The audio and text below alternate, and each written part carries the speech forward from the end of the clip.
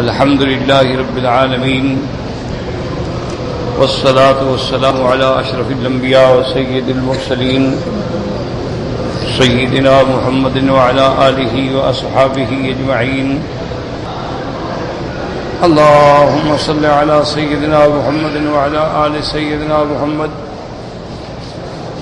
كما صليت على إبراهيم وعلى آل إبراهيم في العالمين إنك حميد مجيد. أعوذ بالله من الشيطان الرجيم. بسم الله الرحمن الرحيم. أفمن حق عليه كلمة العذاب أفأنت تنقذ من في النار. لكن الذين اتقوا ربهم لهم غرف من فوقها غرف مبنية تجري من تحتها الأنهار وعد الله لا يخلف الله الميعاد. قال المؤلف والمفسر رحمه الله تعالى أدام النفع بعلومه وعلومكم في الدارين آمين. إلى أن قال يقول تعالى أفمن كتب الله أنه شقي تقدر تنقذه مما هو فيه من الزلال والهلاك أي لا يهديه أحد من بعد الله لأنه من يضلل الله فلا هادي له ومن يهده فلا مضل له. اللہ تبارک و تعالی ان آیات میں ارشاد فرماتی ہیں افمن کتب اللہ، جس کو اللہ نے لکھ دیا ہے کہ وہ شقی ہے، وہ کافر ہے، وہ بدبخت ہے. تقدیر تنقذو، کیا آپ طاقت رکھتے ہیں کہ اس کو اس گمراہی اور ہلاکت سے نکالیں؟ کوئی طاقت نہیں رکھتا. اے لا یہدیہ احد من بعد اللہ، اللہ کے سوا کوئی ہدایت نہیں دے سکتا. لأنه من يضلل الله فلا هادي له، جس کو اللہ گمراہ کر دے کوئی ہدایت دینے والا نہیں، اور جس کو اللہ ہدایت دے دے اس کو کوئی گمراہ کرنے والا نہیں. تو اب مسئلہ یہ سمجھیں کہ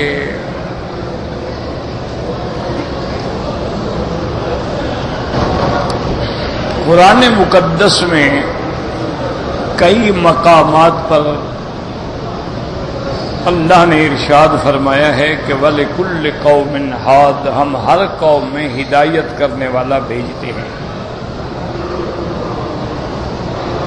اسی طرح اللہ نے حضور صلی اللہ علیہ وسلم کو بھی فرمایا وَإِنَّكَ لَتَهْدِيهِمْ، تحقیق آپ ان کو ہدایت کرتے ہیں صراط مستقیم. تو اب یہ بات واضح ہے کہ اللہ کے پیغمبر بھی ہدایت کرنے والے، اللہ کا قرآن بھی ہدایت کرنے والا، اللہ کی کتابیں بھی ہدایت کرنے والی، انبیاء اور رسل کے بعد علماء اولیاء سب ہدایت کرنے والے. لیکن قرآن میں آتا ہے کہ کوئی اللہ کے سوا ہدایت کر ہی نہیں سکتا. تو سمجھو، یعنی ایک طرف تو قرآن ہمیں یہ بتا رہا ہے کہ اللہ کا رسول ہدایت کرنے کے لیے آئے، اللہ نے اپنے رسول کو ہدایت دینے والا بنا کے بھیجا ہے. اور اسی طرح فرمایا کہ ہم نے کوئی قوم، کوئی امت ایسی نہیں گزری جس میں ہدایت کرنے والا نہ بھیجا ہو. اسی طرح آتا ہے کہ اللہ کا قرآن کیا ہے؟ یہ بھی ہدایت ہے، ہدن، ہدایت دینے والا. تو اب ایک طرف قرآن بھی ہدایت دینے والا، انبیاء بھی ہدایت دینے والے، رسول بھی ہدایت دینے والے، صحابہ، علماء، ائمہ سب ہدایت دینے والے، اور ادھر اللہ فرماتے ہیں کہ انک لا تہدی، آپ ہدایت دے ہی نہیں سکتے جس کو محبوب رکھیں. تو بظاہر ایک تعارض معلوم ہوتا ہے. جیسے کہ میرے آقا نے رحمت دو عالم نے اپنے محسن محبوب ترین شخصیت اور آپ کے چچا جو ہیں ابی طالب، ان ان کے لیے حضور صلی اللہ علیہ وسلم نے بڑی محنت کی، بڑی مشقت کی، حتیٰ کہ آخری وقت میں بھی آئے اور کہا کہ یا ام قل کلمتن، میرے چچا اب تو موت کا وقت سامنے، اب تو ایک دفعہ کلمہ پڑھ لو، قل کلمتن، ایک دفعہ کلمہ پڑھ، وحاج بہا عند اللہ، تاکہ اللہ کے آگے میں تیرے لیے کہہ سکوں۔ لیکن ابی طالب نے کلمہ نہیں پڑھا۔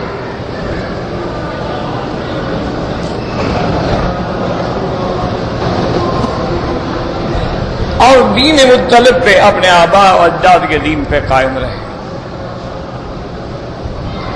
حضور صلی اللہ علیہ وسلم جب اٹھے تو بے انتہا غمگین تھے کہ میرا محسن ہے، میرا چچا ہے، میرے پالنے والا، میری تربیت دینے والا، دکھ سکھ میں میرا ساتھ دینے والا، ساری زندگی جس نے میری خاطر کفار و مشرکین سے جنگ لڑی ہے، اور میں دیکھ رہا ہوں کہ وہ جہنم کی طرف جا رہا ہے، میں کچھ بھی نہیں کر سکتا۔ اللہ نے قرآن نازل فرما دیا، یعنی بجائے تسلی کی عتاب آ گیا۔ حالانکہ یہ موقع تو تھا کہ تسلی کی جاتی کہ آپ غم نہ کریں، آپ ہمارا فیصلہ تھا، نہیں، سختی کے ساتھ عتاب آ گیا کہ انک لا تہدی من احببت، کہ میرے محبوب تحقیق یہ پکی بات ہے، آپ نہیں ہدایت دے سکتے جس کو محبوب رکھیں، ولکن اللہ یہدی من یشاء، لیکن اللہ جس کو چاہے ہدایت دیتے۔ اب اتنی بڑی بات ہے کہ وہ محسن ہے، چچا ہے، تو بظاہر تعارض ہوتا ہے کہ جب حضور ہدایت دے ہی نہیں سکتے تو پھر کیا مانا کہ آپ ہدایت کرنے والے ہیں صراط مستقیم کی طرف؟ تو یاد رکھیں، سمجھیں، ایک ہے ہدایت کرنا، سمجھے مسئلہ، ہدایت کرنا، ایک ہے ہدایت دینا۔ ہدایت کرنا انبیاء کا کام ہے، دینا اس کا کام ہے۔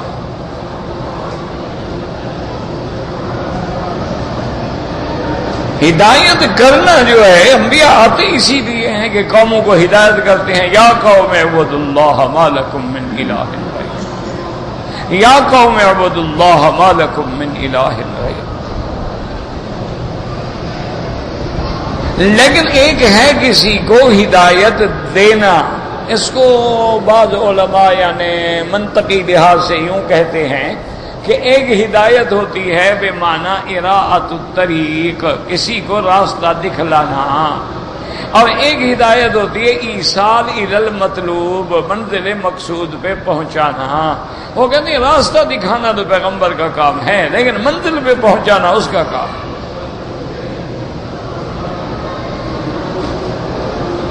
اللہ کے پیغمبر ہدایت کرتے رہیں، اللہ نہ چاہے۔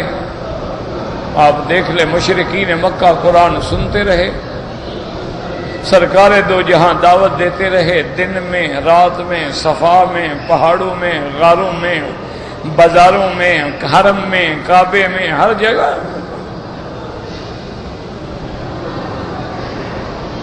اور جن کو اللہ نے ہدایت دینی ہوتی ہے وہ ایک دفعہ حضور کا چہرہ دیکھنے کے بعد مسلمان ہو جاتے، ان کے لیے حضور کی زیارت کرنا بھی ہدایت، ان کے لیے قرآن پاک سننا بھی ہدایت۔ تو اس لیے ہمیشہ یاد رکھیں کہ اللہ فرماتے ہیں افمن حق علیہ کلمۃ العذاب، کہ جس پہ میں نے اپنا عذاب کا فیصلہ کر دیا، جس پہ میرا حکم ہو گیا کہ یہ عذاب میں ہوگا، یہ شقی ہے، کافر ہے، تقدر ان تنقذہ، آپ کو طاقت ہے کہ اس کو چھڑا لیں؟ آپ نہیں چھڑا سکتے، کیونکہ من یضلل اللہ فلا ہادی لہ، جس کو اللہ گمراہ کر دے کوئی ہدایت نہیں دے سکتا، ومن یہد اللہ فلا مضل لہ، اور جس کو اللہ تبارک و تعالی ہدایت بنا دے وہ اس کو کوئی گمراہ نہیں کر سکتا۔ تو اس لیے ہمیشہ یاد رکھیں کہ ہدایت دینا، منزل مقصود پہ پہنچانا، توفیق ہدایت دینا، یہ اللہ کا کام ہے۔ ایک ہے ہدایت کرنا، اس لیے اللہ فرماتے ہیں میرا مدنی صلی اللہ علیہ وسلم ان علیک الا البلاغ، آپ کے ذمے یہ ہے کہ آپ میرا حکم پہنچا دیں۔ اللہ تبارک و تعالی نے فرمایا یا ایھا الرسول بلغ ما انزل الیک من ربک، میرے محبوب میرے رسول آپ وہ چیز امت کو پہنچا دیں جو اللہ نے آپ کو حکم دیا ہے، بس پہنچانا آپ کے ذمے۔ اسی لیے اللہ نے فرمایا وما انت علیہم بمسیطر، ہم نے ان پر آپ کو مسلط نہیں کیا ہے، آپ کو تسلط نہیں دیا ہے کہ آپ ان کی گردنیں پکڑ کے ان کو ہدایت کی طرف پھیر دیں، یہ آپ کا کام نہیں۔ آپ کے ذمے یہ ہے کہ آپ ان کو ڈرائیں، آپ ان کو دعوت دیں، آپ ان بھولے ہوئے بھٹکے ہوں کو یاد دلائیں۔ وذکر فإن الذکریٰ تنفع المؤمنین، اللہ نے فرمایا آپ ان کو دعوت دیتے رہیں، آپ ان کو دین پہنچاتے رہیں، آپ ان کو قرآن سناتے رہیں، اگر وہ نہیں مانتے تو آپ چھوڑ دیں۔ ان الینا ایابہم ثم ان علینا حسابہم، پھر ان سب نے میری طرف لوٹ کے آنا ہے، ان کا میں خود حساب کر لوں گا۔ اس لیے اللہ نے فرمایا افمن حق علیہ کلمۃ العذاب، جس پہ کلمہ اللہ کا فیصلہ ہو گیا۔ اللہ اکبر اللہ اکبر۔ صحیح حدیث مبارک میں آتا ہے ایک آدمی ہے بظاہر اس مسلمان ہے، اچھے کام کر رہا ہے، دین پہ چل رہا ہے، لیکن حضور نے فرمایا باقی جنت اس سے ایک ہاتھ کے فاصلے پہ ہوتی ہے، سبق علیہ الکتاب، اللہ کا لکھا اس پہ لازم ہو جاتا ہے، اور اس کی زبان سے کوئی ایسا کلمہ نکلتا ہے کہ کافر ہو کے مر جاتا ہے، جہنم میں چلا جاتا ہے۔ کتنے لوگ ہیں پڑھے لکھے سمجھدار قادیانی ہو گئے، اعلیٰ ڈگریوں والے، اعلیٰ تعلیم یافتہ، یعنی ایک جاہل بندہ بھی سمجھ سکتا ہے کہ کہاں نبی اور کہاں مرزا، یعنی ایک عام بندہ جو ہے نا، ایک جاہل آدمی، کیوں یہ ایسے مسئلے ہوتے ہیں کہ یہ تو عام بندہ بھی سمجھ جاتا ہے نا۔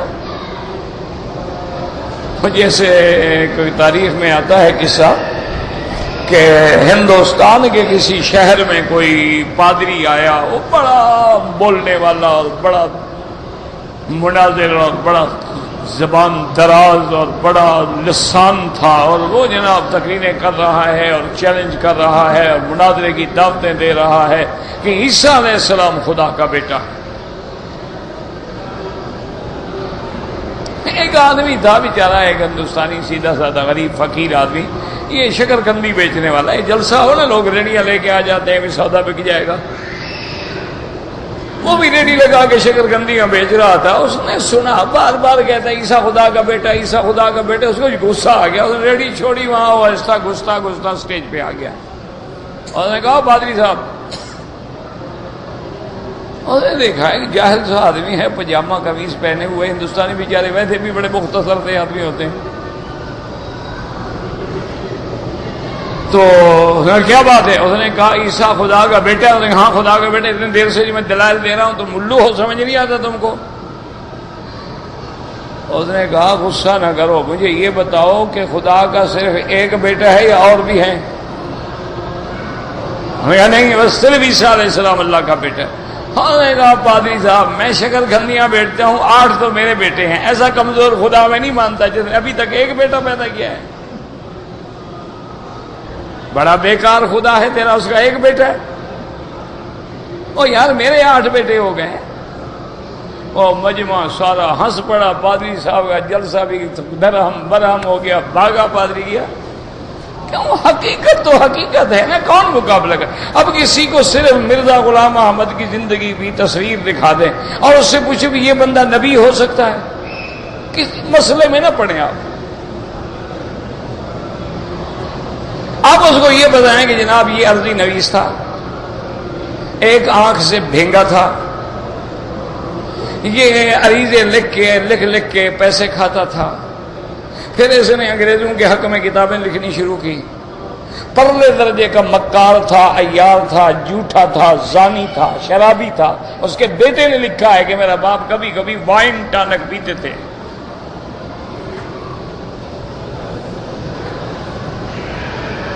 تو آپ اندازہ کریں، ایک طرف یہ تصویر ہے اور ایک طرف محمد الرسول اللہ،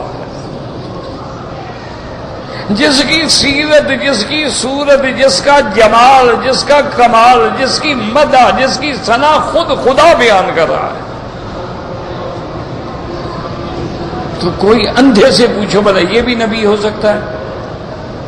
یہ انگریزوں کا ایجنٹ، یہ ایک عرضی نویس، یہ ایک جھوٹا آدمی، یہ جس نے 250 کتاب لکھی ہے انگریزوں کی تاریخ میں، یہ نبی ہوتے ہیں؟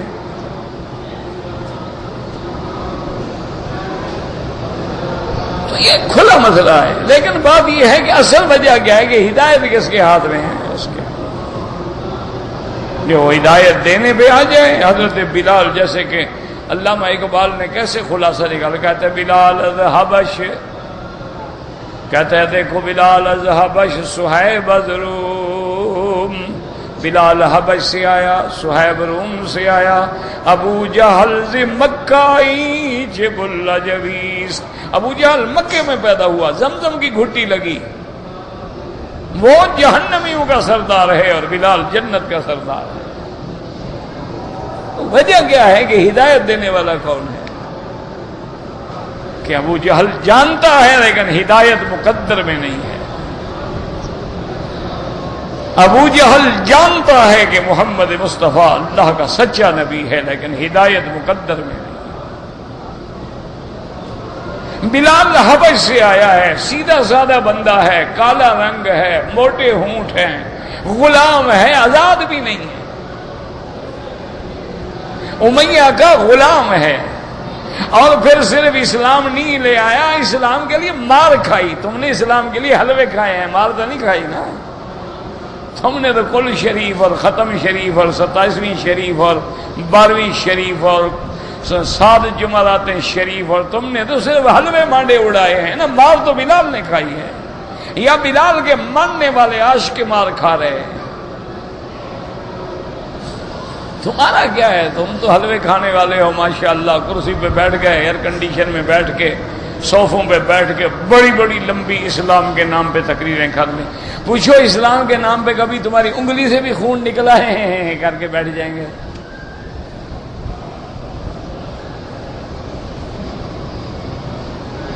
تو یہ اللہ اس لیے خدا فرماتا ہے کہ میرے مدنی جس کے بارے میں میں جہنم کا فیصلہ کر چکا ہوں، آپ چھڑا سکتے ہیں؟ نہیں چھڑا سکتے، کیونکہ ہدایت میرے ہاتھ میں. ثم اخبر عز وجل عن عباده السعداء، اب اللہ خبر دیتے ہیں کہ میرے وہ بندے جن کے مقدر میں نے سعادت لکھ دی ہے، ہدایت لکھ دی ہے. ان لهم غرفا فی الجنت وهي القصور الشاہقہ. یاد رکھیں غرف کا عام معنی تو ہوتا ہے نا کہ کمرے کے اوپر کمرہ بنا ہو، لیکن یہاں یہ مراد نہیں کہ اللہ نے ایک کمرہ بنایا، نہیں، یہاں مراد ہے القصور الشاہقہ، بڑے بڑے اونچے محل. ان کے لیے ہم نے جنت میں بڑے اونچے اونچے محل بنا رکھے ہیں. من فوقها غرف مبنیۃ، وہ ایسے اونچے محل ہیں، طباقن فوق طباقن، ایک طبق دوسرا تیسرا چوتھا پانچواں. مبنیات، بڑے پکے بنے ہوئے.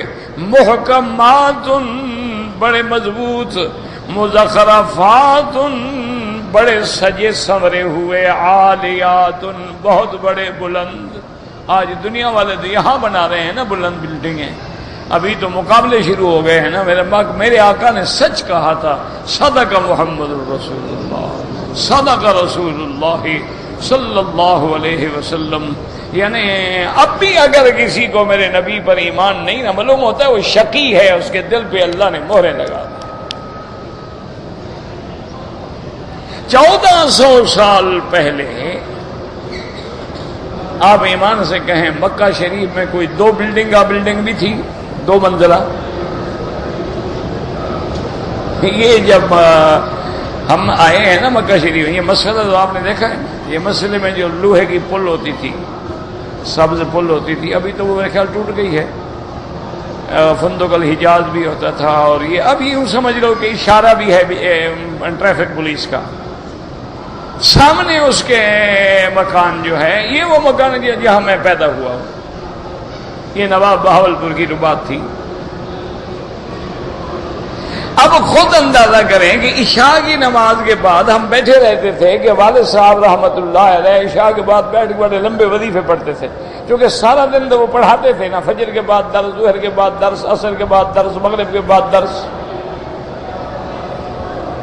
ہر نماز کے بعد والد صاحب کا درس ہوتا تھا، کبھی حدیث پڑھا رہے ہیں، کبھی نحو پڑھا رہے ہیں، کبھی صرف پڑھا رہے ہیں، کبھی معنی پڑھا رہے ہیں، کبھی بلاغہ پڑھا رہے ہیں، کبھی جناب فقہ پڑھا رہے ہیں۔ پتہ سمجھ نہیں آتی تھی کہ اللہ نے اس بندے کو صرف پڑھانے کے لیے ہی پیدا کیا، نہ روٹی کا فکر، نہ ناشتے کا فکر، نہ چائے کا فکر، نہ بس پڑھا رہے ہیں۔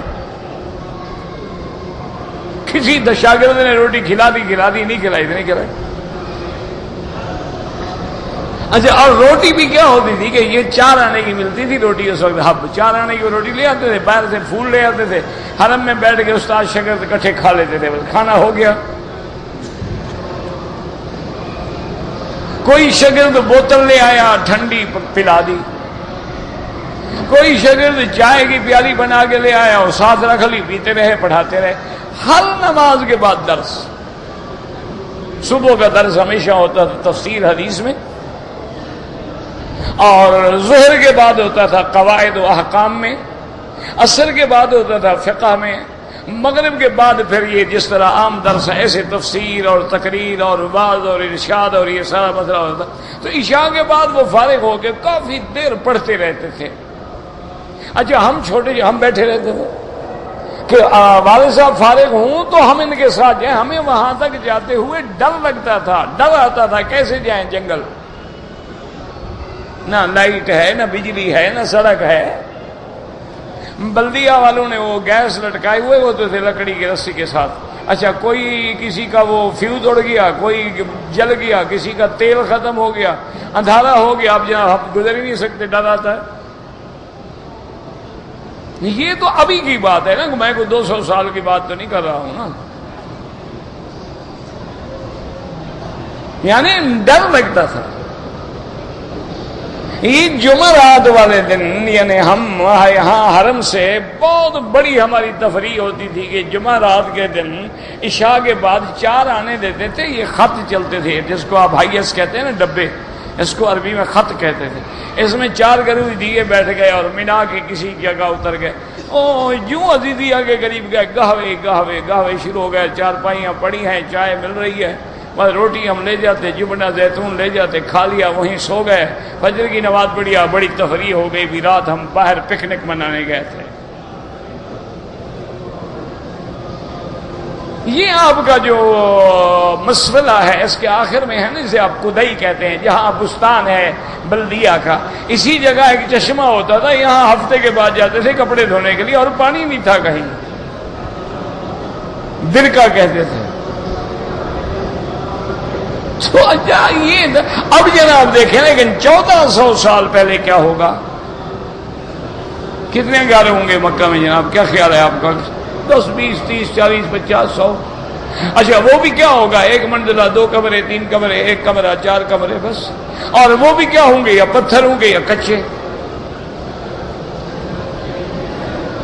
اس وقت حضور نے فرمایا کہ وفات نورات غرلا رائی الشاء یتطاولون فی البنیان، حضور نے فرمایا قیامت کی علامت ہے کہ جن کے پاؤں میں جوتا نہیں ہوگا، سر پہ ٹوپی نہیں ہوگی، بکریاں چرانے والے ہوں گے، ایک وقت آئے گا بلڈنگوں کی بلندی میں فخر کریں گے، میری بلڈنگ بڑی ہو گئے گا، میری بڑی۔ آج ایمان سے کہیں وہ وقت آ گیا کہ نہیں آ گیا، جو حضور نے فرمایا سچ ہو گیا کہ نہیں ہو گیا؟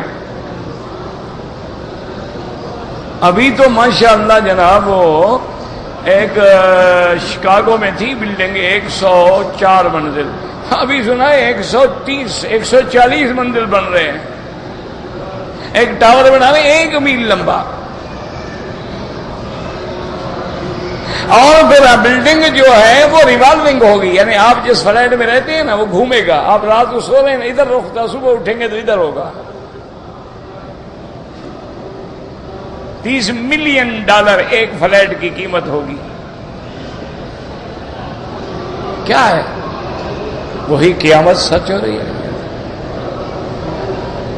دیکھ لیں کہ اوپر سمندر بہ رہا ہے، نیچے جناب ٹنل جا رہی ہے، نفق جا رہی ہے، اوپر باقاعدہ بحری جہاز چل رہے ہیں، نیچے ٹرین جا رہی ہے، نیچے گاڑیاں جا رہی ہیں، نیچے کاریں جا رہی ہیں۔ وہ 10 قدم نہیں ہے، وہ کم از کم کو 70-80 کلومیٹر لمبا ہے، یعنی برطانیہ سے لے کر فرانس تک۔ ادھر سے داخل ہوں اور ادھر جناب آپ فرانس میں پیرس نکل جائیں۔ اچھا، زمین دو ہے، اوپر سمندر بہ رہا ہے، نیچے ہوٹل ہے، بیٹھے ہوئے کھانا کھا رہے ہیں۔ حضور نے فرمایا یہ جہنم ہوگا، تم جہنم میں کھانے کھا رہے ہو۔ حضرت عبداللہ بن عمر تو وضو نہیں فرماتے تھے، انہوں نے فرمایا، حضور نے فرمایا جہنم ہے، آگ ہے، میں آگ سے وضو کروں؟ یہ کیا ہو رہا ہے؟ ابھی انہوں نے جناب فکر کار بنائی ہے جو آپ چل رہی ہے، آگے ہم مزدلفہ سے آئے، رش ہو گیا، اڑ جائے گی، 200 میٹر اونچی ہو کے اڑ کے اتر جائے گی۔ ابھی ایک گاڑی بنے 1000 میل فی گھنٹہ چلے گی، پتہ نہیں وہ چلے گی کہاں، سڑکیں یہ رہیں گی جن پہ چلے گی۔ یہ کیا ہو رہا ہے؟ وجہ کیا ہے کہ دشمن نے جو قرآن میں پڑھا ہے وہ دنیا میں حاصل کرنا چاہتا ہے کہ محل ہوں گے، انہوں نے کہا میں یہاں بناتا ہوں، ان کے نیچے نہریں بہتی ہوں گی، انہوں نے کہا ہم یہاں بناتے ہیں، انہوں نے کہا حور عین ہوں گی، انہوں نے کہا ہم بھی یہاں جناب قازقستان سے پریاں پکڑ کے لائیں گے، حوریں ہم دنیا میں، کیوں آخرت پر یقین ہے نہیں، ہم یہاں ہی بنا لیں نا، اپنی مدد کر لیں۔ ہر وہ چیز جو قرآن میں ہے وہ بنا رہے ہیں۔ قرآن نے کہا پھل ہوں گے، باغ ہوں گے، لگا یہاں باغ لگا دیتے ہیں۔ قرآن نے کہا کھجوروں کے درختوں نے کہا جناب ہم یہاں لگا دیتے ہیں۔ قرآن نے کہا جناب وہاں انار ہوں گے، عنب ہوں گے، رمان نے کہا ہم یہاں لگا دیتے ہیں۔ انہوں نے کہا بڑی خوبصورت آنکھوں والی عورتیں ہوں گے، جی ہم یہاں ڈھونڈ کے لے آتے ہیں، کوکاف کی پریاں لے آتے ہیں ابھی۔ انہوں نے کہا وہ ایسی بیز سفید، انہوں نے کہا جی فکر نہ کرو، ساری انگریز لڑکیاں سفید ہوتی ہیں، یہودی ساری سفید ہوتی، وہ ہم لے آئیں گے۔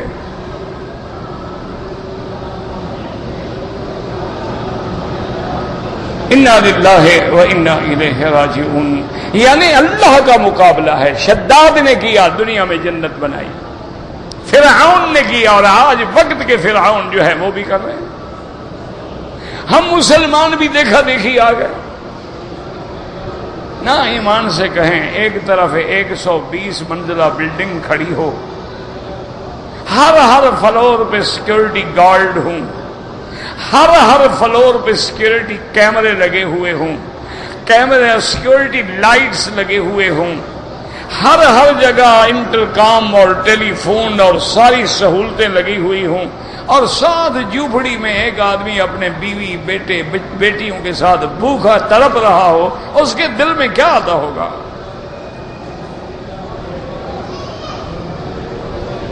یہاں سے ہمارے لوگ جاتے ہیں نا جی سمسونائٹ کے اٹیچی کیس، چاہے دادے نے بھی کبھی نہ اٹھایا، اس کو انشاءاللہ سمسونائٹ کا معنی بھی نہیں آتا ہوگا،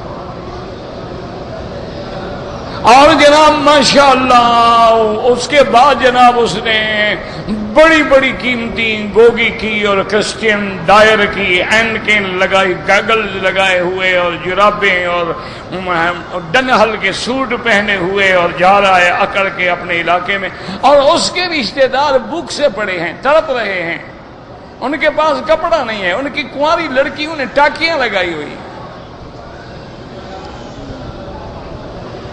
تو کیا خیال ہے وہ آپ کے لیے دعا کرتے ہیں؟ کہہ رہے ہوں گے اللہ میاں ہم تو بھگت رہے، اس کو بھی ذرا مزہ چکھا تھوڑا تھا۔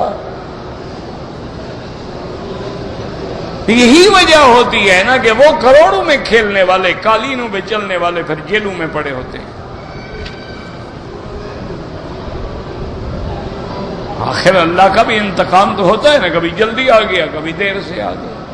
تو اس لیے فرماتے ہیں غرف مبنیۃ اللہ نے وہاں بڑے بڑے اونچے اونچے محل بنائے ہوں گے اور وہ بہت اونچے ہوں گے اور بڑے مضبوط ہوں گے اور منزل پہ منزل ہوں گی اور ان کو سجایا جائے گا اور بہت اونچا بنائے.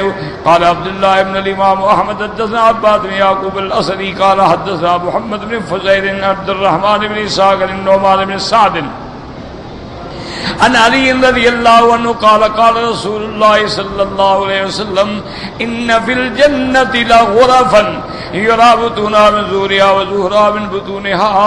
حضور پاک حضرت علی رضی اللہ تعالیٰ عنہ روایت فرماتے ہیں کہ میرے آقا رحمت دو جہاں سیدنا محمد مصطفیٰ صلی اللہ علیہ وسلم نے فرمایا کہ اللہ نے جنت میں ایسے کمرے بنائے ہوں گے کہ اندر والا حصہ باہر سے نظر آئے گا، باہر والا اندر سے نظر آئے گا، یعنی شیشے کے بنے ہوئے ہوں گے. آج دیکھیں دنیا میں شیشے کی بلڈنگیں بنا رہے ہیں کہ نہیں بنا رہے ہیں؟ کیا آپ اندر کھڑے ہیں شیشے سے اندر دیکھ رہے ہیں اور آپ باہر کھڑے ہیں نظر آ رہا ہے آپ کو اندر کیا بچھا ہوا ہے. اچھا اب انہوں نے یہ بھی کر دیا ہے بعض شیشے ایسے بھی ہیں آپ اندر سے باہر دیکھ سکتے ہیں، باہر والا آپ کو نہیں دیکھ سکتا ہے. اچھا ایسے شیشے بھی بنا دیے ہیں کہ ان میں ہلکی سبز لائٹ ہے، کسی میں نیلی اپنا جھلک ہے، کسی میں یلو ہے، کسی میں کچھ ہے نا کہ جو رنگ آپ کو پسند ہے اس سے فائدہ اٹھائیں. میں نے عرض کیا نا یہ قرآن کا جو جتنا نقشہ ہے نا یہ دنیا میں بنا رہے ہیں، لیکن انشاءاللہ لہم الدنیا ولنا العقبیٰ، ان کے لیے دنیا ہے اور ہمارے لیے آخرت ہے انشاءاللہ. ان کی ہر نعمت فانیہ ہے، زائلہ ہے، اور آخرت کی ہر نعمت دائمہ ہے، باقیہ ہے، جو ہمیشہ رہنے والی. یہ کیا مقابلہ کریں گے بیچارے. وقال اعرابی لمن یا رسول اللہ، ایک اعرابی وہاں کھڑے تھے، یعنی اعرابی کا معنی باہر کے رہنے والا، دیہاتی جس کو ہم کہتے ہیں دیہاتی بندہ ہے جی، یعنی ان پڑھ ہوتے ہیں نا زیادہ. ایک اعرابی کھڑے تھے، اس نے پوچھا لمن ہے یا رسول اللہ، یہ ایسے کمرے جو ہیں وہاں شیشے کے بنے ہوئے کس کے ہوں گے؟ حضور نے فرمایا لمن اطاب الکلام واطعم الطعام وصلی باللیل والناس نیام. حضور نے فرمایا اللہ ان کو دیں گے جو اپنی کلام اچھی کرے گا، میٹھی بات کرے گا، کسی کو غلط بات سے نہیں جھڑکے گا، سختی نہیں کرے گا، فحش گوئی نہیں کرے گا، یاوہ گوئی نہیں کرے گا، گالی گلوچ نہیں کرے گا. ایسی کلام ہوگی، میٹھی کلام ہوگی، معقول بات ہوگی. اور آپ نے فرمایا وَأَطْعَمَ الطَّعَامَ، اور بھوکوں کو کھانا کھلائے گا، مسکینوں کو کھانا کھلائے گا، مہمانوں کو کھانا کھلائے گا. اور فرمایا وَيُصَلِّي وَالنَّاسُ نِيَامٌ، اور وہ رات کو اس وقت اٹھ کے تہجد پڑھے گا جب لوگ سو رہے ہوں گے، وہ اللہ کے آگے رو رہا ہوگا. تو فرمایا یہ پھر ان کو ملے گی یہ جنت. اچھا مشکل کیا ہے بھی زبان تھوڑی میٹھی کر لو. اللہ اکبر. اچھا اللہ نے توفیق دی ہے، تمہارے پاس ایک روٹی ہے، بلا لو کسی غریب کو بٹھا کے اکٹھے کھلا دو. ضروری تو نہیں نا کہ زردے پلاؤ کھلا، جو تمہارے پاس ہے وہ کھلاؤ. تمہارے پاس اگر ہے ہی چٹنی کھلاؤ، روٹی ہے سوکھی وہ کھلاؤ. یہ تو نہیں ہے کہ بھئی یار کیا کروں میرے گھر میں تو کوئی چیز اچھی ہے نہیں. اچھی کا کیا مطلب ہے؟ تم بھی تو کھا رہے ہو نا. بلاؤ بھائی کھانا ہے تو حاضر. اور رات کو تہجد کے وقت اٹھنا ایمان سے کہیں اگر اللہ راضی ہو تو کیا مشکل ہے. لیکن ان کے لیے واقعی مشکل ہے جو رات کو 2 بجے تک ڈش پہ بیٹھے رہیں، فلمیں دیکھیں، وہ پھر کیسے اٹھیں گے 4 بجے؟ ان کے لیے واقعی مشکل ہے، بڑا مشکل کام ہے نا جی. رات جو گزر گئی بیچارے کی انٹرنیٹ پہ، رات گزر گئی اس کی فلمیں دیکھتے ہوئے، اب 4 بجے کیسے اٹھے؟ لیکن اگر آپ نماز پڑھ کے اب دیکھیں عشاء 8:30 بجے ختم ہو جاتی ہے، آپ کھانا کھائیں، گھر میں جائیں، بات کریں، آپ 10 بجے لیٹ جائیں، 4 بجے آرام سے اٹھیں، 6 گھنٹے نیند پوری ہو گئی، سکون ہے، آرام ہے. پھر آپ کو ٹکریں کھانے کی کوئی ضرورت نہیں پڑتی ہے.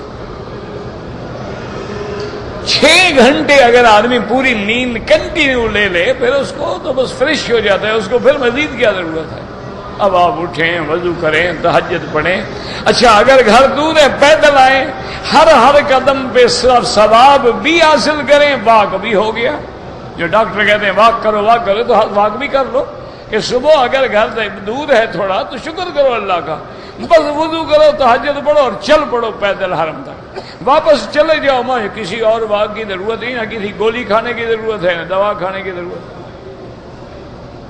اچھا یہ واق ایسی چیز ہے کہ روزانہ آپ 5-6 کلو پیدل چلیں نا، جو مرضی آئے اتھر پتھر کھا جائیں کچھ بھی نہیں ہوگا، نہ شوگر ہوگی، نہ بلڈ پریشر ہوگا، نہ پیٹ خراب ہوگا، مجالے کوئی بیماری تمہارے قریب بھی آئے۔ 6 کلومیٹر آپ چلیں، کیلوریز تو برن ہو کے ختم ہو جائیں گے، آپ جو مرضی آئے کھائیں، مٹھائیاں کھائیں، حلوے کھائیں، کچھ بھی نہیں ہوتا۔ شرط یہ ہے کہ چلو، اور یہی بات میرے مدنی پاک نے، تم ڈاکٹروں کی بات سنتے ہو نا، ہم تو طالب ہیں نا، ہم تو طالب ہیں، ادنا سپاہی ہیں دین محمد مصطفیٰ کے۔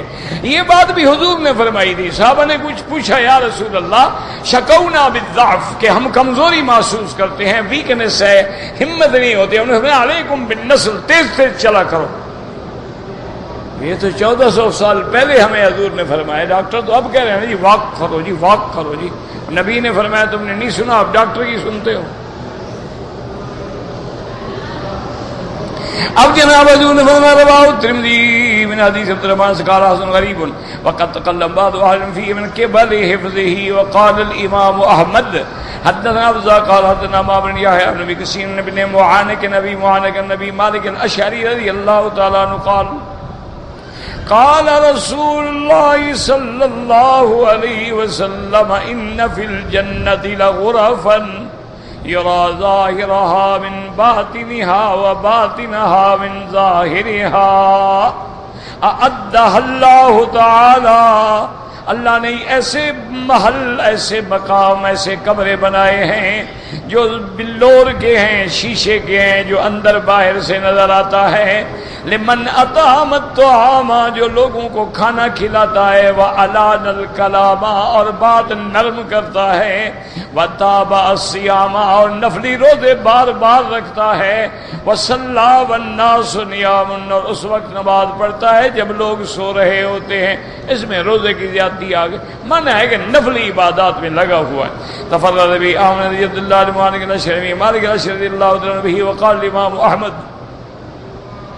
حدثنا قتيبة بن سعيد قال حدثنا يعقوب بن عبد الرحمن بن هادي بن سعد بن سعد رضي الله عنه أن رسول الله صلى الله عليه وسلم قال إن أهل الجنة ليتراءون الغرفة في الجنة كما تراءون الكوكب في أفق السماء۔ اب اس حدیث میں آتا ہے، سہل بن سعد فرماتے ہیں کہ اہل جنت جو ہیں ان کے محل اتنے اونچے ہوں گے جیسے تم دنیا میں نیچے سے کھڑے ہو کے ستارے کو دیکھتے ہو، اتنا بلند ہوں گے۔ اللہ تبارک و تعالی نے ان کے بنائے ہوں۔ قال وحدث بذلك النعمان بن اياس وقاص بن سعيد الخدري الله يقول كما ترى الكوكب الذي في الافق الشرقي والغربي، فرماتی ہیں میں نے حضرت ابی سعید خدری رضی اللہ تعالیٰ عنہ سے سنا، وہ فرماتے تھے کہ جیسے تم کسی ستارے کو جانب شرق میں دیکھو یا جانب غرب میں دیکھو کتنا دور ہوگا، ایسے اونچے اونچے محل ہوں گے اہل جنت کے۔ دعا کر لیں اللہ ہم سب کو جنت نصیب فرما، یا اللہ جنت الفردوس نصیب فرما، اور یا اللہ بغیر حساب کے نصیب فرما دے، اور ہمارے سارے گناہ چھوٹے بڑے ظاہر باطن سب معاف فرما دے۔ اللہم انا نسألک رضاک والجنت ونعوذ بک من سخطک والنار۔ یاد رکھیں عند اللہ میں، اللہ کے حرم میں بیٹھا ہوں، جو مزہ اسلام میں ہے نا جی، جو سادگی میں ہے، جو حلال میں ہے، وہ کسی چیز میں ہم پڑھتے تھے اس وقت، ہمارے حضرت استاد تھے، اللہ ان کی قبر پہ کروڑوں رحمتیں فرمائے۔ وہ لوگ تھے نا جن سے ہم لوگوں نے پڑھا ہے نا، بھائی ایک وقت وہ عالم بھی ہوتے تھے، عابد بھی ہوتے تھے، زاہد بھی ہوتے تھے، ولی بھی ہوتے تھے۔ ایک آدمی آیا بیچارہ، اس نے کہا کہ حضرت اللہ نے مجھے بڑی دولت دی ہے، بے انتہا دولت دی ہے، میرے محل ہیں، مکان ہیں، اور پورے ملک میں کوئی بڑا شہر نہیں جہاں میری کوٹھی نہ ہو، لیکن مجھے نیند نہیں آتی، بڑی مشکل سے ڈاکٹروں نے مجھے سلیپنگ پلز دی ہیں، میں وہ 2 1 ملی گرام، پھر 2، پھر 4، پھر 5، اب 10 اور 20 ملی گرام پہ چلا گیا ہوں، لیکن پھر بھی 1 گھنٹہ 1.5 گھنٹہ اس کے بعد ختم۔ آپ وظیفہ بتلائیں۔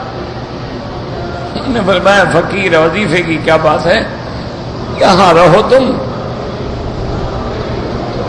انہوں نے کہا اچھا اٹھو وضو کرو، مغرب کا وقت ہو گیا ہے۔ وضو کیا، مغرب پڑھی، ہم سب کے ساتھ جماعت سے مغرب پڑھی۔ مغرب کے بعد ہی کھانے وہاں کھا لیتے تھے ہم لوگ، عشاء سے پہلے پہلے روٹی ہوتی تھی۔ کھانا آیا وہی لنگر کا سادہ، فرمایا کھاؤ، بیچارے سے کھایا نہ جائے۔ بہرحال اب ڈرتے مرتے کھایا تو صحیح، بیچارے نے تھوڑا بہت جو کھا سکتا تھا۔ پھر عشاء کا وقت آ گیا، عشاء کی نماز پڑھی اور مجھے کہا کہ تمہارا کمرہ کچھ صاف ہوتا ہے، یہ بڑا آدمی ہے، اس کو آج رات اپنے کمرے میں سونے دو۔ میں نے کہا جی ٹھیک ہے، مجھے کیا ہے۔ اچھا وہاں کمرے میں کون سے جناب، ہمارے ایسے چارپائیاں ہوتی تھیں جو آدمی سوئے تو ماشاءاللہ آدھا اندر چلا جاتا تھا۔ میں نے اس کو کہا، میں نے کہا جناب یہ چارپائیاں ہیں، یہ بدبودار قسم کا سرانہ ہے، اور یہ میلی سی ایک چادر ہے، ایک پرانا کھیس ہے، 2 ہفتے ہو گئے ہیں، دھونے کی توفیق نہیں ہوئی، ہم دھوتے نہیں، گھر بھیجتے نہیں۔ اور نے کہا جی بس آپ حضرت کا حکم ہے، بس میں بیٹھا رہوں گا، نیند تو مجھے آتی نہیں، کیا ہے اچھا ہے میں بیٹھا ہوں۔ 15 منٹ کے بعد میں نے دیکھا اب خراٹے مار رہا ہے۔ صبح کی نماز تک ہم اٹھ گئے، الحمدللہ وضو کیا، اللہ نے توفیق دی، 2 رکعت بھی پڑھ لی، لیکن وہ نہیں اٹھا، اس کو ہم نے ٹانگوں سے پکڑ کے اٹھایا کہ اٹھو۔ حیران ہو گیا یار مجھے اتنی بڑی نیند اور ایسی جگہ پہ آ گئی۔ صبح کی نماز پڑھی، اس نے کہا حضرت رات تو میں حیران، اتنی بڑی نیند آئی ہے اور ایسی جگہ پر جہاں میں زندگی میں تصور نہیں کر سکتا، میرے نوکر بھی نہیں سوئیں گے۔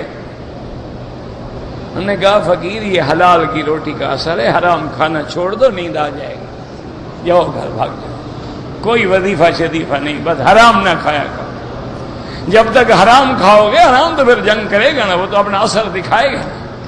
لیکن نا ابھی شراب ہے، کوئی پی اور کہ نشہ نہ آئے، یہ تو ہو نہیں سکتا۔ شراب پیے گئے جھگڑا نہ ہو، یہ تو ہو نہیں سکتا۔ جوا کھیلے گئے لڑائی نہ ہو، یہ تو ہو نہیں سکتا۔ زنا کرے اور کہے قتل نہ ہو، یہ تو ہو نہیں سکتا۔ کاروکاری تو پھر ہوگی۔ تو اس لیے ہمیشہ یاد رکھیں کہ جنت کا نعمتیں جو ہیں اس کا کوئی مقابلہ ہی نہیں ہے۔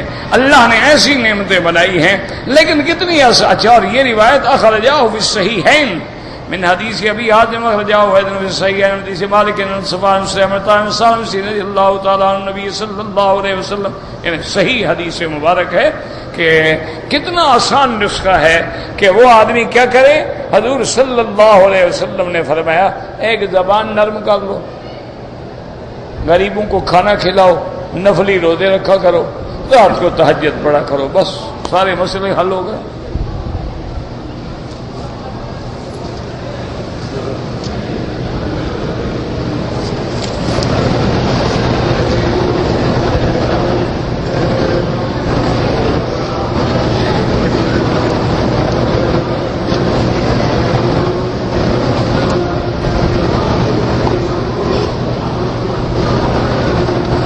کہتے ہیں جی کہ میرا ایک دکان ہے، میرا شریک ہے، ہم نے اس کا پیسہ اپنا پیسہ کاروبار میں لگایا ہے۔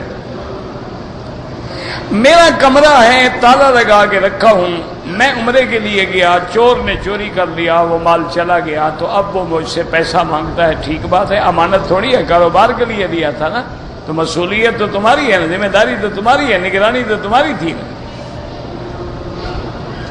بہرحال آپ یہ کوشش کریں کہ چور تلاش کریں، اللہ آپ کی مدد کرے، اور اگر نہ ملے تو پھر اس کو راضی کرو گے، بھائی دیکھو میرا نقصان ہو گیا ہے، کچھ تم مجھے مہربانی کر کے معاف کرو، کچھ میں ادا کرتا ہوں، ورنہ تو آپ کو دینا پڑے گا۔ وہ جو ہے نا امانت کی زمان نہیں ہوتی۔ کیا مانا؟ میں نے آپ کو پیسے دیے کہ میرے 10,000 ریال بطور امانت رکھ لو، آگے امانت ضائع ہو گئی تو اب شرعاً آپ ذمہ دار نہیں ہیں، یہ تو امانت نہیں ہے، نہیں تو کاروبار کے لیے پیسہ ہے۔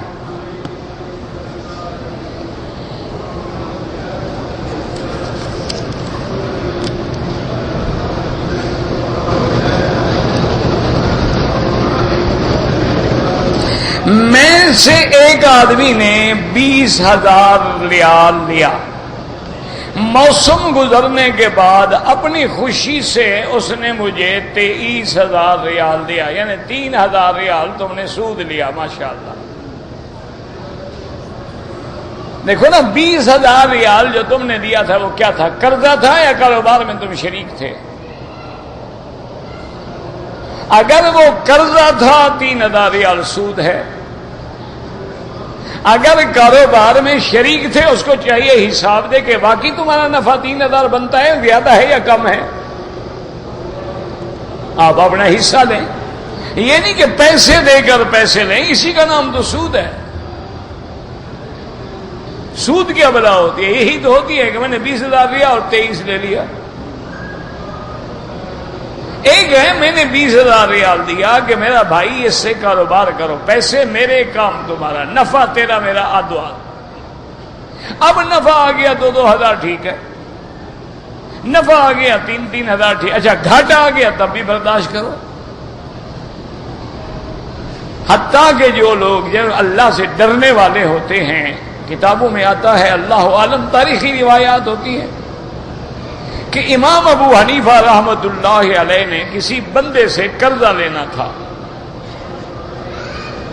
اتفاق سے آ رہے تھے، اسی راستے سے گزر رہے تھے جہاں اس کا گھر تھا، تو خیال آ گیا کہ بھائی اس نے قرضہ دینا تھا، بڑے عرصہ ہو گیا قرضہ نہیں دیا، اس کے گھر سے گزر رہا ہوں تو میں مل لوں۔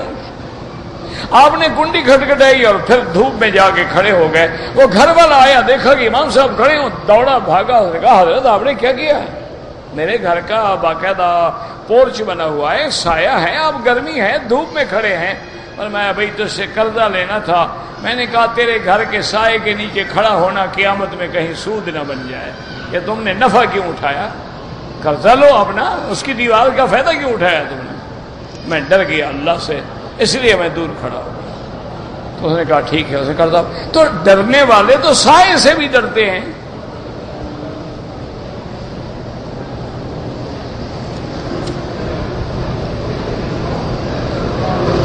عورت کو عمرے کے لیے چہرہ کھلا رہنا چاہیے، ہاں بالکل، لیکن شرط یہ ہے کہ آگے غیر محرم لوگ نہ ہوں، پھر چہرہ کھلا رکھے۔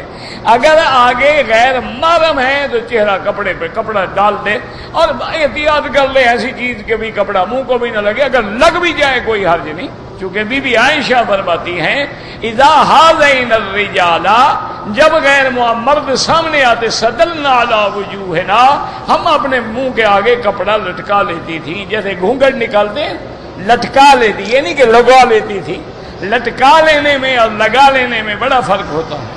معنی یہ ہے کہ جیسے عورت گھونگھٹ کھینچتی ہے، آگے کپڑا بھی لٹک گیا، منہ کو بھی نہیں لگتا، پردہ بھی ہو گیا۔ اور یار ایک بات یاد رکھو، جس لڑکی نے پردہ کرنا ہے نا، اس کو طریقے بھی آتے ہیں، اور جنہوں نے کرنا ہی نہیں ہے، مسئلے پوچھنے کی کیا ضرورت ہے بھلا؟ اور اسی سے مسئلہ سمجھ لو کہ احرام میں چہرے کھولنے کی اجازت، اس کے علاوہ اس کا معنی اجازت نہیں ہے۔ یہ تو 24 گھنٹے کھولے ہوئے ہیں، ان کو احرام ہر وقت بندھا ہوا ہے ان کا۔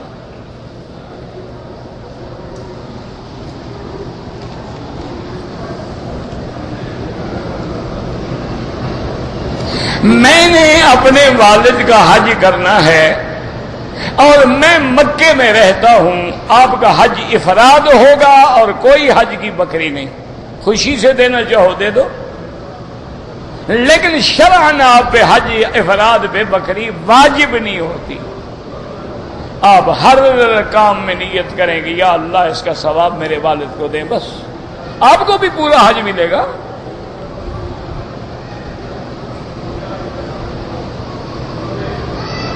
کہتے تھی کہ میں ایک مکتب میں، حاجیوں کے مکتب میں کام کرتا ہوں، میری ڈیوٹی ہوتی ہے، تو میں اگر مکے کے بجائے مینا میں کھڑے کھڑے احرام باندھ لیں، سارے حرم میں جہاں سے مرضی آئے باندھ لیں، حج کا احرام تو اپنے حرم سے باندھنا ہے۔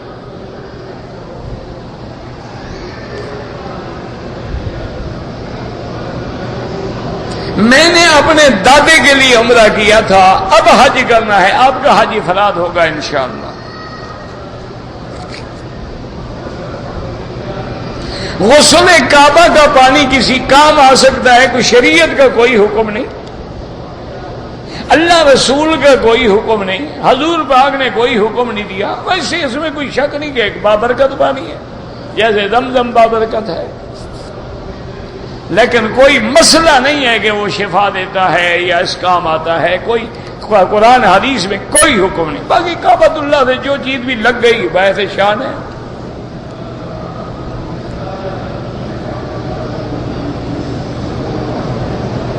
دوپٹہ جو ہے، عورت گھر میں دوپٹہ اوڑھے، بالکل اوڑھے، اگر سب عورتیں ہیں تب بھی اوڑھے، یہ تو نہیں ہے کہ عورتوں کے سامنے کپڑے اتار دیں، باقاعدہ کپڑے پہنے، عزت کے ساتھ رہے۔ ہاں اتر جائے، گناہ نہیں ہوگا کہ کسی غیر محرم کی نظر نہیں پڑ رہی۔ سنت کے مطابق داڑھی کی مقدار 1 مشت کے برابر ہے۔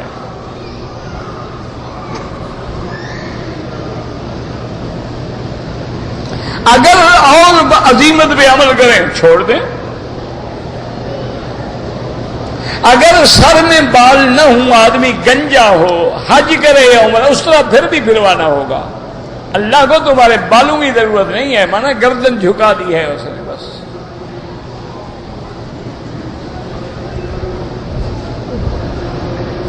اگر حج تمتع ہے تو حج کی بکری دیں گے، قربانی الگ چیز ہے، اس کو نہ ملایا کرو حج میں۔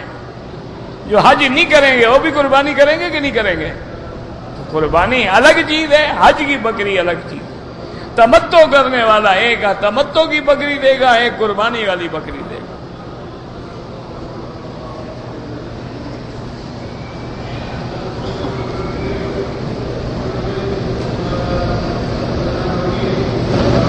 بہرحال یہ ہے قیامت کی علامات میں ہے، باقی کسی کے بنانے سے یہ نہیں کہ کوئی اونچی عمارت بنانا حرام ہے، لیکن علامات قیامت میں ہے۔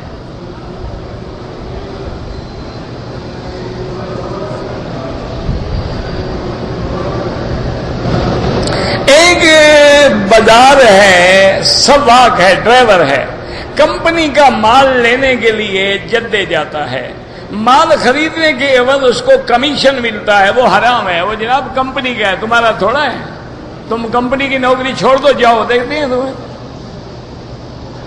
وہ تو کمپنی کے نام پہ مل رہا ہے کہ تم ان کا مال خرید رہے ہو، وہ کمپنی کو واپس کرو، یا ان سے اجازت لو کہ جناب آپ کو آپ کے ریٹ پہ مال ملا ہے، مجھے وہ کچھ دیتے ہیں، اجازت ہو تو میں لے لوں۔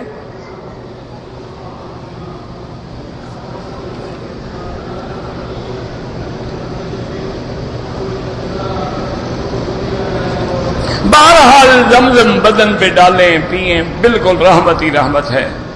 باقی کعبۃ اللہ کے خلاف کے لیے کوئی حکم نہیں ہے۔ میرے نانا فوت ہو گئے، اللہ مغفرت فرمائے۔ جو لوگ سیزن میں خدام حرم بن کے آئے ہیں، اگر اس مہینے میں انہوں نے عمرہ کیا ہے، ان کا بھی حج تمتع ہے، عمرہ نہیں کیا ہے تو افراد ہے۔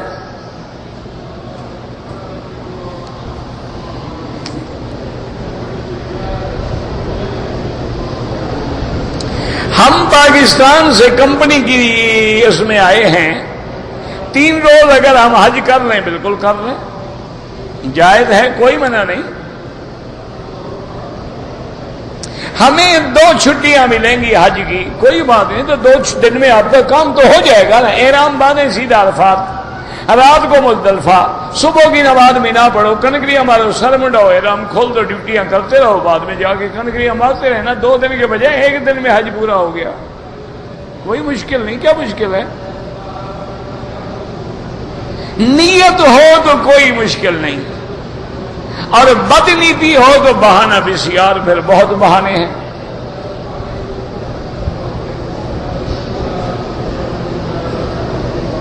اگر ہماری ڈیوٹی جو ہے باب السلام کے صحن میں ہے، نماز جماعت کے ساتھ باہر پڑھتے ہیں، بالکل ٹھیک ہے، صفیں نظر آ رہی ہیں، کوئی بات نہیں، چاہے آپ غزہ میں چلے جائیں، بسرہ میں چلے جائیں۔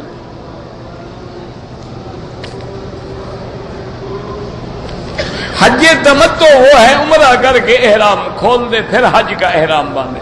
قران وہ ہے کہ عمرہ اور حج دونوں کا احرام ملا کے باندھے. افراد یہ ہے کہ صرف حج کا احرام باندھے. ربنا تقبل منا انك انت السميع العليم وتب علينا انك انت التواب الرحيم. رحيم رحيم رحيم رحيم رحيم رحيم رحيم رحيم رحيم رحيم رحيم